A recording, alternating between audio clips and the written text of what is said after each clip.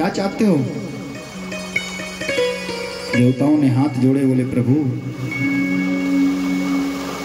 आप परीक्षित जी को कथा सुनाने जा रहे हैं केवल इसलिए कि परीक्षित जी को आज से ठीक 7वें दिन मरना है।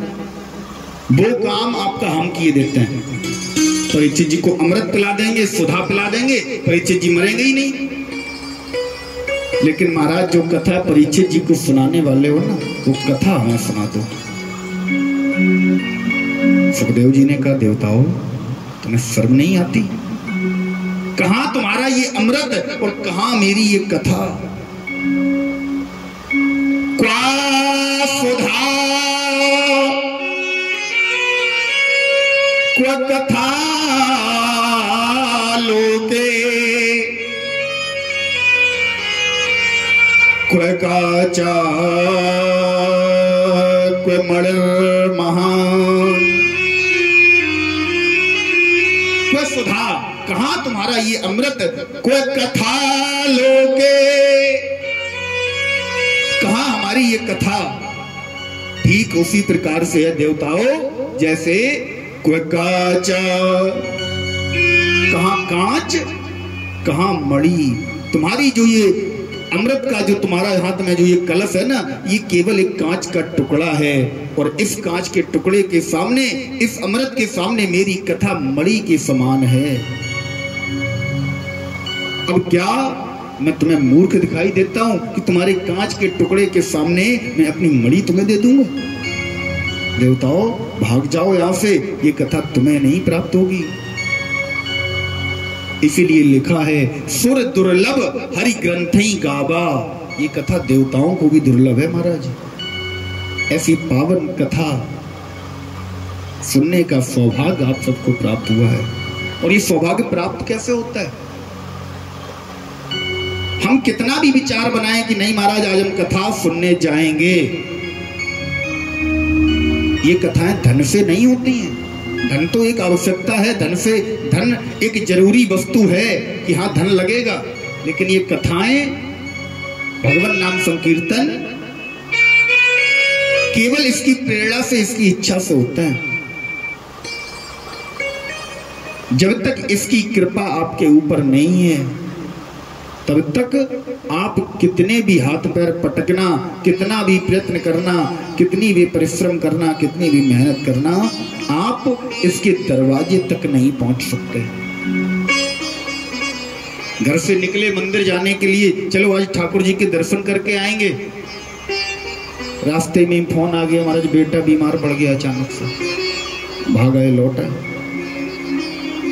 अरे फोन 2 मिनट बाद आ जाता, दर्शन कर लेते तब आ जाता। उसे मंजूर नहीं है कि आज तुम मेरे दर्शन करो, तो नहीं होगा, कितना भी प्रयास कर लेना। अगर आपके पास समर्थता है, आप समर्थ हैं, आपके पास धन है, तो ये बहुत बड़ी कृपा नहीं है ठाकुर की। इसे कृपा मत समझना, ये आपके पिछले जन्मों का प्रभाव है, प्रारब्ध का प्रभाव है कि आप सुखी जीवन व्यतीत कर रहे हैं। पिछले जन्मों में अच्छा कमा के रखा है, वही आपको अब मिल रहा है। घर में सब प्रकार की खुशहाली है, तो ये भी कोई बहुत बड़ी कृपा नहीं है। सबसे बड़ी कृपा ठाकुर की वो है, खुशहाली हो या ना हो, भरपेट भोजन मिले या ना मिले, मन हमारा, हमारी इंद्रियां हमारे काबू में हो, हमारी इंद्रियों पर हमारी विजय हो और हमारा तन इसकी सेवा में लगा हो। ये सबसे बड़ी कृपा है हमारे ठाकुर की। हमारे वृंदावन में महाराज एक से एक बड़े संत हैं, अरब खरबपति। सब कुछ छोड़ छाड़ के आज पूरा दिन कहीं कुछ मिल जाए खाने को तो खा लिया, नहीं तो दिन भर ऐसे ही घूमते हैं, दिन भर। हमारे वृंदावन में एक संत महाराज घूमते हैं आज भी, और लोग उन्हें जज साहब कह के बुलाते हैं, जज साहब। सच्ची घटना है। योगी जी जहां पर विधायक हैं, जहां से सांसद हुआ करते थे, उस जगह का नाम है गोरखपुर, उत्तर प्रदेश में पड़ता है। गोरखपुर में एक जज साहब थे महाराज। उसी गोरखपुर में एक भोला नाम का केवट रहता था, बिल्कुल सत्य घटना है। आज भी जज साहब आप वृंदावन में जाइए, उनका मंदिर बना हुआ है, आपको उनके दर्शन होंगे। भोला नाम का केवट रहता था, बेचारा बहुत गरीब।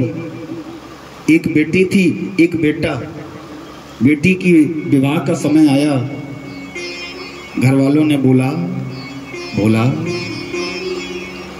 कुछ धन की व्यवस्था करो, इससे कि बेटी का विवाह कर दिया जाए। इतना भोला था, इतना भोला था, आप उससे कुछ भी बोलो, कुछ भी। भोला भोजन कर लिया, ये नहीं कहेगा हाँ किया या नहीं किया, बोला रघुनाथ जी जाना है। आप बोलो भोला घर में कौन कौन है, नहीं बताएगा, रघुनाथ जी जाने हैं। बात बात पर रघुनाथ जी जाने हैं, रघुनाथ जी जाने हैं। बेटे ने कहा पिताजी कहीं से कुछ धन का इंतजाम करो, जिससे हम बहन का विवाह कर दें। विवाह उपरांत, विवाह के बाद हम कमाकर आपको दे देंगे, आप लौटा देना। भोला एक साहूकार के पास चला गया, एक महाराज मनी लॉर्ड के पास चला गया, उससे कुछ धन लेकर आया, कुछ पैसे लेकर आया, विवाह कर दिया। विवाह के बाद बेटे ने धन कमा कर दिया। भोला केवट साहूकार को धन लौटाने गया। साहूकार को धन लौटाने गया, साहूकार ने एक पर्ची बनाई, उस पर लिख दिया इस तारीख को तुमने हमें इतना धन दिया। भोला से कहा पढ़ो। भोला ने जैसे ही पर्ची को देखा बोले महाराज हमें क्या पढ़े, रघुनाथ जी जाने। साहूकार के मन में लोभ आ गया, कपट आ गया, लगता है भोला अनपढ़ है, पढ़ नहीं पाता। उस पर्ची को रख लिया, दूसरी एक खाली पर्ची भोला के हाथ में थमा दी। भोला लाया, गांव के बाहर एक रघुनाथ जी का मंदिर है, वही मंदिर में उस पर्ची को रख दिया, बोले ये लो रघुनाथ जी। वही मंदिर में ही महाराज उस दिन से भोला रहने लगा। दिन रात रघुनाथ जी की सेवा करना, दिन रात रघुनाथ जी के चरणों में रहना, उन्हीं की सेवा में लगे रहना। साहूकार के मन में चूक कपट था, साहूकार ने मुकदमा कर दिया, इस भोला नाम के व्यक्ति ने मेरा धन मुझे वापस नहीं दिया। महाराज भोला को कोर्ट में बुलाया गया, उन्हीं जज साहब के सामने ये मामला आया। जज साहब ने पूछा भोला क्या तुमने सेठ जी से पैसे लिए थे? बोला हाँ महाराज लिए थे। तुमने लौटाए नहीं? बोला महाराज हमने तो लौटा दिए। अच्छा ये बताओ सेठ जी तो कह रहे हैं तुमने पैसे लौटाए नहीं। बोला हाथ जोड़ा, बोला प्रभु ये बात तो मेरे रघुनाथ जी जाने। अच्छा ये बताओ जब तुमने सेठ जी को पैसे लौटाए तब वहां पर कोई और था? बोले हाँ एक व्यक्ति था। कौन था? बोले मेरे रघुनाथ जी। सेठ जी मन ही मन प्रसन्न, बोले कोई था ही। जज साहब ने गवाह के रूप में रघुनाथ जी का नाम लिख लिया, अगली तारीख दे दी, कोर्ट से सम्मन जारी कर दिया। रघुनाथ जी फलानी तारीख को, अमुक तारीख को रघुनाथ जी हाजिर हों। महाराज कोर्ट से दरबारी गया, पूरे गांव में घूमता रहा, पूरे गांव में घूमता रहा, उसे कहीं रघुनाथ जी का घर नहीं मिला। एक व्यक्ति से पूछा भैया रघुनाथ जी यहीं कहीं रहते हैं क्या?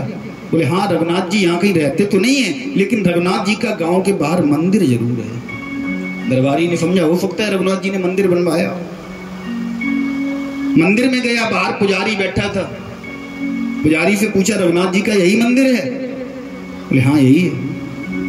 उसने वो सम्मन जैसे ही पुजारी के हाथ में थमाया, पुजारी ने पढ़ा, बोले प्रभु जब तुमने सम्मन मंगा ही लिया तो हम लौटाने वाले कौन होते हैं? महाराज पुजारी ने सम्मन ले लिया और अपने हस्ताक्षर कर दिए। दरबारी चला गया। दूसरे दिन, तारीख 2 दिन बाद थी, उस दिन से लेकर पुजारी और केवट केवल रघुनाथ जी के सामने एक ही बात कहने लगे, बोले प्रभु आज तक मैंने तुम्हारे लिए फल फूल मेवा मिष्ठान भोग वस्त्र आदि सब कुछ आते देखा, आज पहली बार हुआ है तुम्हारे नाम पर सम्मन आया है। प्रभु हाथ जोड़कर आंखों में आंसू भरकर पुजारी कहता है, प्रभु हे मेरे रघुनाथ जी, हे केवट के रघुनाथ जी, आज अगर केवट ने आपका नाम भरी अदालत में लिया है तो निश्चित ही उसे पूर्ण विश्वास होगा। प्रभु अब केवल आप ही संभालने वाले हो। प्रभु आज तक ऐसा नहीं हुआ, ये भविष्य में आज महाराज कलयुग में पहली बार हो रहा है। पुजारी हाथ जोड़कर रोने लगा, प्रभु के चरणों में बस एक ही बात कहता है, पानी है सर से ऊपर, मुसीबत अड़ गई है,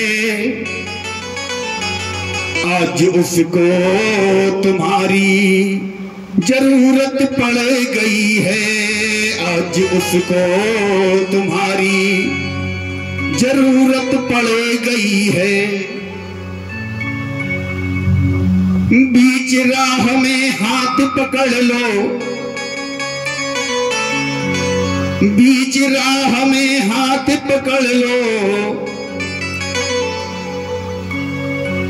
तेरा मानूंगा एहसान, तेरा मानूंगा एहसान। साथी हमारा, साथी हमारा कौन बनेगा, साथी हमारा कौन बनेगा। तुम ना सुनोगे तो कौन सुनेगा, तुम ना सुनोगे तो कौन सुनेगा। जय हो।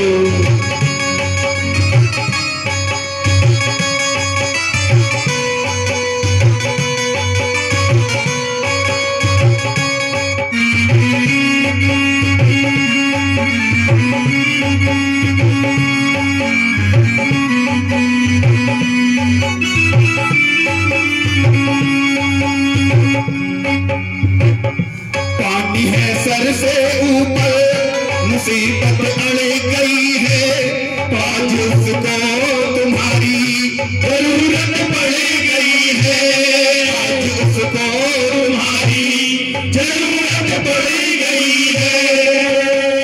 बीच राह में हाथ पकड़ लो, बीच राह में हाथ पकड़ लो, मानूंगा एहसान। साथी हमारा कौन बनेगा, साथी हमारा कौन बनेगा। तुम ना सुनोगे तो कौन सुनेगा, तुम ना सुनोगे तो कौन सुनेगा, तुम ना सुनोगे तो कौन सुनेगा। हे प्रभु, आज केवट ने, भोला नाम के व्यक्ति ने अगर तुम पे विश्वास करके ये संबंध मंगाया है तो हे मेरे ठाकुर, हे मेरे रघुनाथ जी, आज उसकी इज्जत का सवाल नहीं है, उसकी इज्जत नहीं जाएगी। तुम्हारे भक्तों का तुम्हारे ऊपर से विश्वास उठ जाएगा। इसलिए हे मेरे ठाकुर, कुछ भी करना, तुम्हें जो सबसे सुंदर वस्त्र लगे वो सबसे सुंदर वस्त्र पहन कर जाना, लेकिन अदालत में जाना जरूर। जैसे ही महाराज तारीख वाला दिन आया, आज पुजारी जी ने सुबह सबसे जल्दी उठकर सारे काम छोड़कर पहले रघुनाथ जी को नहलाया, अपने हाथों से सुंदर सुंदर वस्त्र पहनाए, क्योंकि अदालत में आज मेरे ठाकुर सबसे सुंदर लगने चाहिए। अपने हाथों से वस्त्र पहनाए, वस्त्रों को पहनाकर सुंदर तिलक लगाया, सुंदर भोग लगाया, और महाराज संबंध ठाकुर जी के हाथ में थमा दिया। अब तुम जाओ या ना जाओ, तुम जानो, तुम्हारा काम जाना है। इधर जैसे ही अदालत खुली, सबसे पहला केस भोला केवट का रखा गया। जज साहब ने भोला केवट से कहा, भोला तुम्हारे रघुनाथ जी आ गए?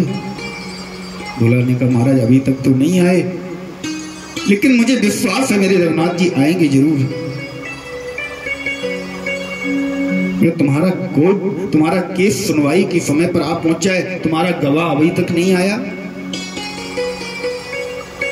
केस की दलीलें पेश की जाने लगी। जैसे ही महाराज दरबारी ने आवाज लगाई, रघुनाथ जी हाजिर हों, रघुनाथ जी हाजिर हों, रघुनाथ जी हाजिर हों। जैसे ही आवाज लगाई, एक बूढ़ा सा व्यक्ति मैले कुचैले वस्त्र पहनकर, घुटनों तक धोती, हाथों में एक लकड़ी लिए, फटी हुई पगड़ी सर पर बांधे, खट खट की आवाज करता हुआ विटनेस बॉक्स की तरफ आ रहा है।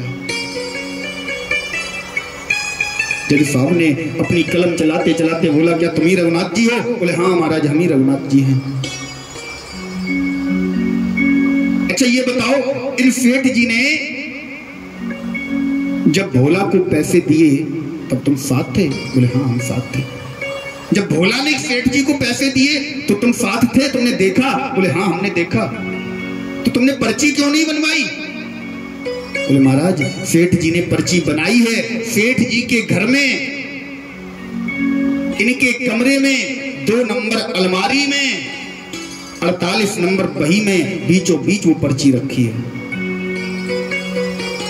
महाराज तुरंत कोर्ट से पुलिस को भेजा गया। पुलिस ने 2 नंबर अलमारी की 48 नंबर बही को जैसे ही खोला तो उसमें सेठ जी की और हस्ताक्षर की हुई पर्ची रखी थी, जिसमें साफ लिखा था अमुक तारीख को भोला केवट ने सेठ जी को पैसे वापस किए।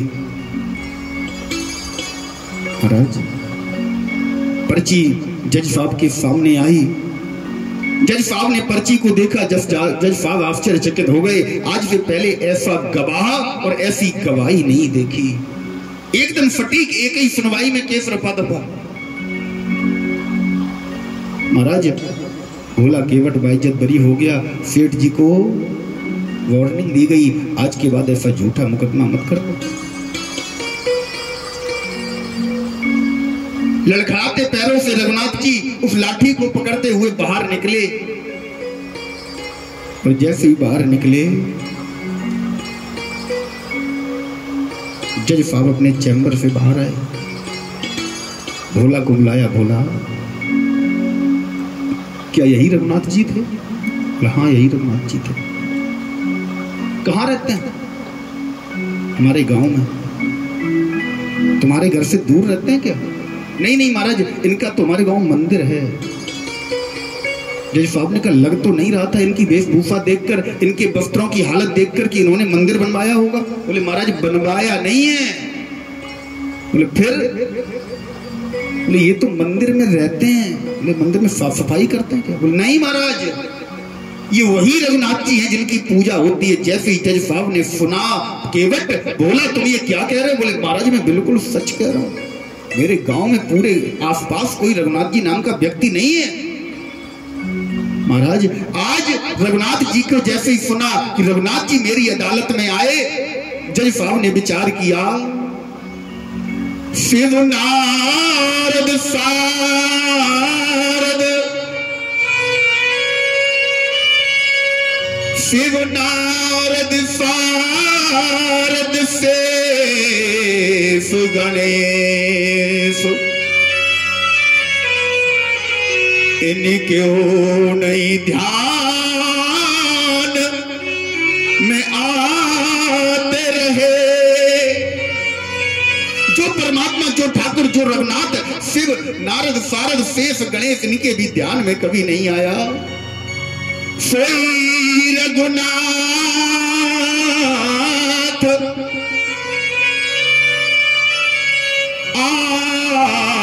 आज अदालत में केवटा की गवाही सुनाते रहे। और मुझे सबसे बड़ा दुख इस बात का नहीं है, मुझे अनजान में धोखे में रखकर प्रभु ने दर्शन दिए। बहुत अच्छी बात, लोगों को दर्शन नहीं होते, मुझे दर्शन प्राप्त हुए। लोगों ने कहा तो जज साहब तुम्हें तो प्रसन्न होना चाहिए, प्रभु जिन पर कृपा नहीं करते वो स्वयं चलकर तुम्हारे सामने आए, तुम्हें दर्शन दिए। बोले ये सब बात तो ठीक है, दुख मुझे इस बात का है कि कुर्सी पे बना जज बैठा रहा, कुर्सी पे बना जज बैठा रहा। रघुनाथ खड़े समझाते रहे। जगन्नाथ जी मेरे सामने, मेरा ठाकुर सारे त्रिलोकी का स्वामी मेरे सामने खड़ा होकर मुझे समझाता रहा। मैं इतना मूर्ख उन्हें पहचान भी नहीं सका, उनके सामने जज बना बैठा रहा, धौंस जमाए बैठा रहा, मैं जज हूं।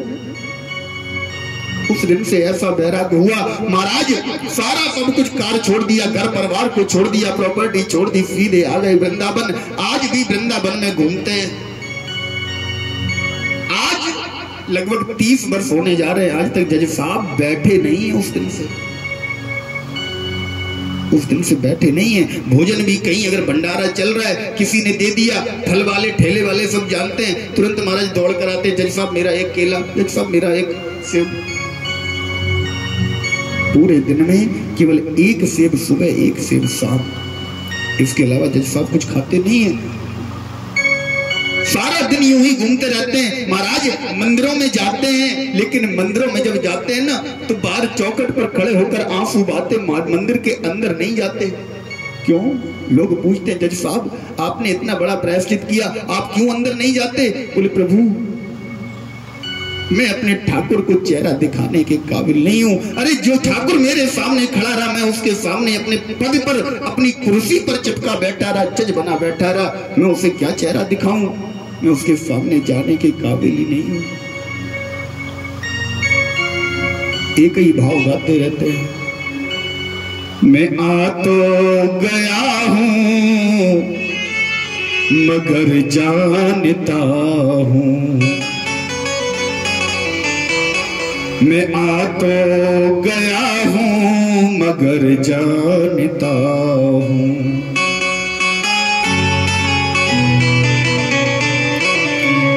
मैं आ तो गया हूं मगर जानता हूं, मैं आ तो गया हूं मगर जानता हूं, तेरे दर पे आने के काबिल नहीं हूं, तेरे दर पे आने के काबिल नहीं हूं, आ तो गया हूं मगर जानता हूं, मैं आ तो गया हूं मगर जानता हूं, तेरी मेहरबानी का है बोझ इतना, तेरी मेहरबानी का है बोझ इतना, तेरी मेहरबानी का है बोझ इतना, तेरी मेहरबानी का है बोझ इतना, जिसे मैं उठाने के काबिल नहीं हूँ, जिसे मैं उठाने के काबिल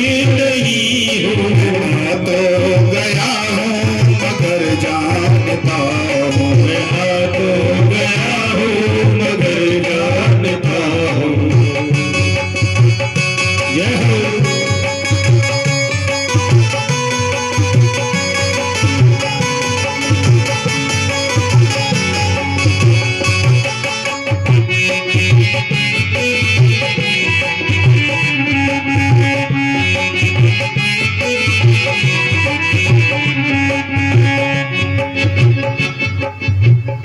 ये जमाने की चाहत,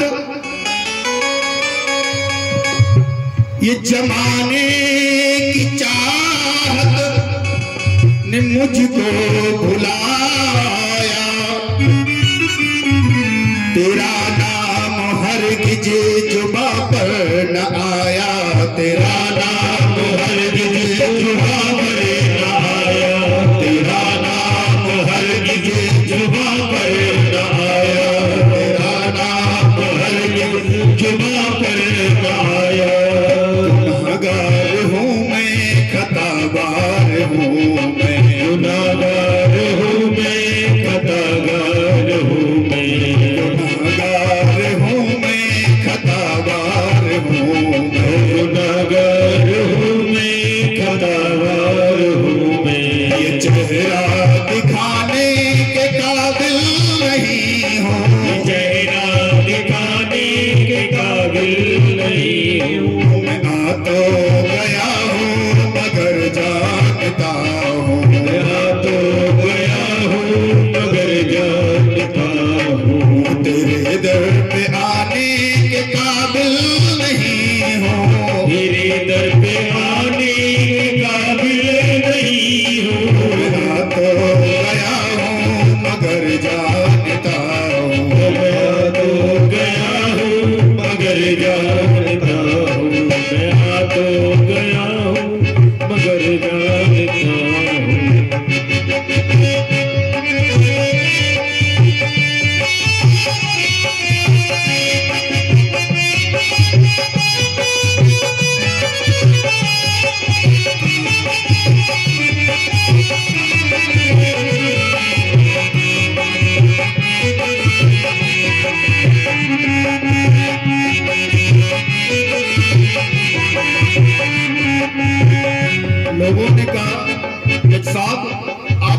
के सामने जाकर एक बार झोली फैलाकर, हाथ फैलाकर, आंसू गिराकर माफी मांग लो?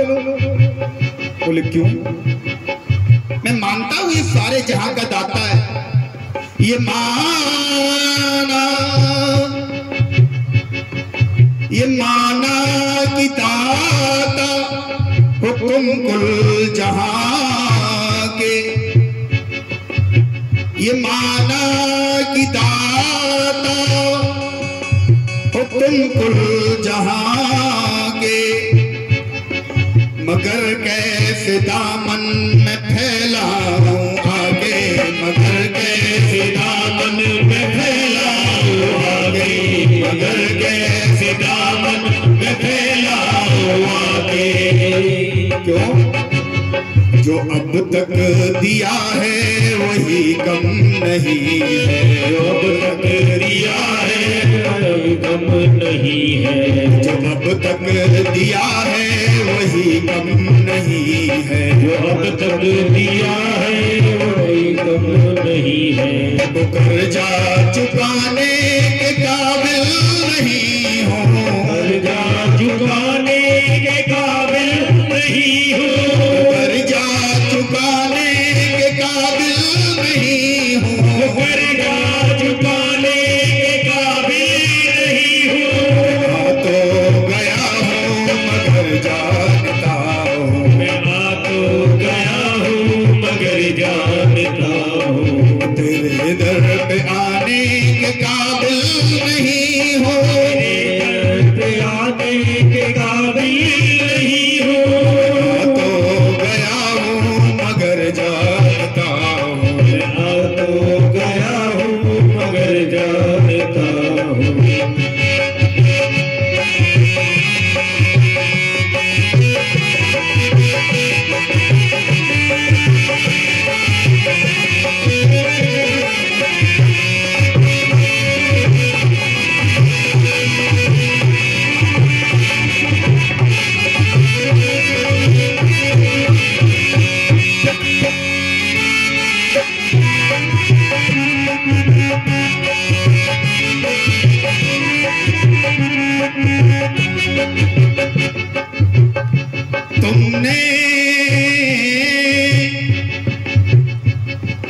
तुमने अता की मुझे जिंदगानी, तुमने अता की मुझे जिंदगानी,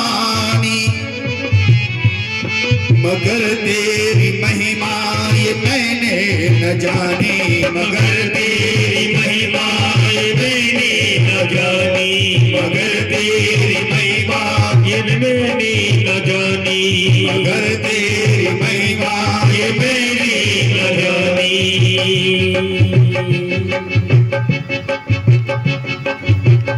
कर्जदार तेरी दया का हूँ इतना, कर्जदार तेरी दया का हूँ इतना, कर्जा चुकाने के काबिल नहीं हो, कर्जा चुकाने के काबिल नहीं हो।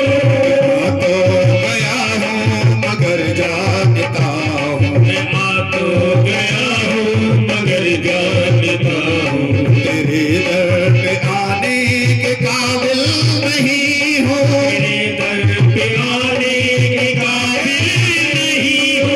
आ तो गया हूँ मगर जानता हूँ, मैं आ तो गया हूँ मगर जानता हूँ, मैं आ तो गया हूँ मगर जानता हूँ, मैं आ तो गया हूँ मगर जानता हूँ, मैं आ तो गया हूँ मगर जानता हूँ, मैं आ तो गया हूँ मगर जानता